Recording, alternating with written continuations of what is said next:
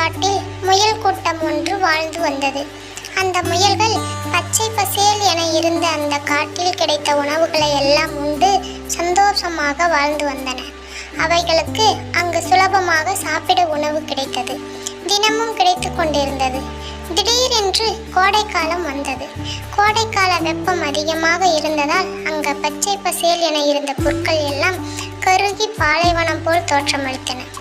இந்த முயல்களுக்கு சாப்பிட உணவு எதுவும் கிடைக்காமல் மிகவும் அவதிப்பட்டு கொண்டு இருந்தன.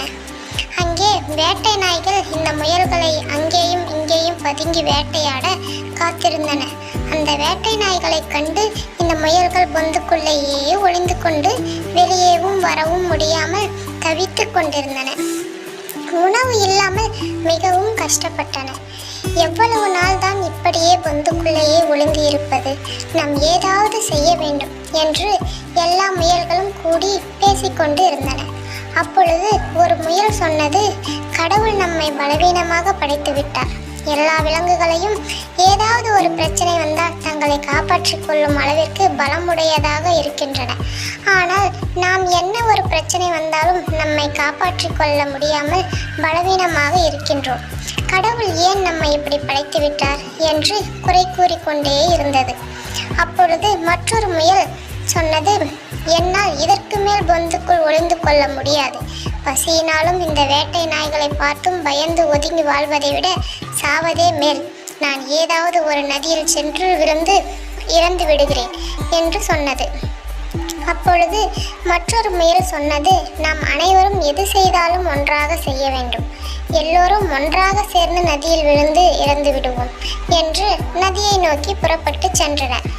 அங்கே முயல்கள் எல்லாம் ஒரு நதிக்கரையை சென்று அடைந்தது. அங்கே சில தவளைகள் நதிக்கரையில் இருந்தது. அந்த தவளைகள் எல்லாம் முயல்களை பார்த்து பயத்தில் ஒன்றன் பின் ஒன்றாக நதியில் குதித்தன. இதை பார்த்த முயல் கூட்டம் ஆச்சரியமாக நின்றது. இந்த தவளைகள் நம்மை பார்த்து பயந்து நீருக்குள் குதிக்கின்றன. நாம் தான் இந்த உலகத்திலேயே பலவீனமானவர்கள் என்று எண்ணினோம். ஆனால் நம்மையும் பார்த்து சிலர் அஞ்சுகின்றனர். இந்த தவளைகளுக்கு நம்மை பார்த்தால் பயமாக இருக்கிறது போல என்று தங்களுக்குள் பேசிக்கொண்டு இருந்தனர். அப்பொழுது ஒரு முயல் சொன்னது, நாம் இந்த பிரச்சனையில் இருந்து தப்பித்து கொள்ளவும் நம்மை பாதுகாத்து கொள்ளவும் நிச்சயமாக ஏதாவது ஒரு வழி இருக்கும்.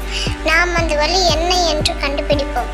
இந்த நதியில் விழுந்து நம் வாழ்வை முடித்து கொள்வதை விட என்ன பிரச்சனை வந்தாலும் எதிர்கொள்வதே மேல் என்று கூறிக்கொண்டு உணவு தேடி வேறு இடத்திற்கு திரும்பின.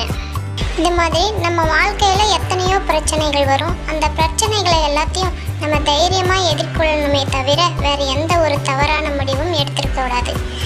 இந்த கதை உங்களுக்கு பிடிச்சிருந்தாக்களை லைக் பண்ணிட்டு ஷேர் பண்ணிட்டு சப்ஸ்கிரைப் பண்ணு.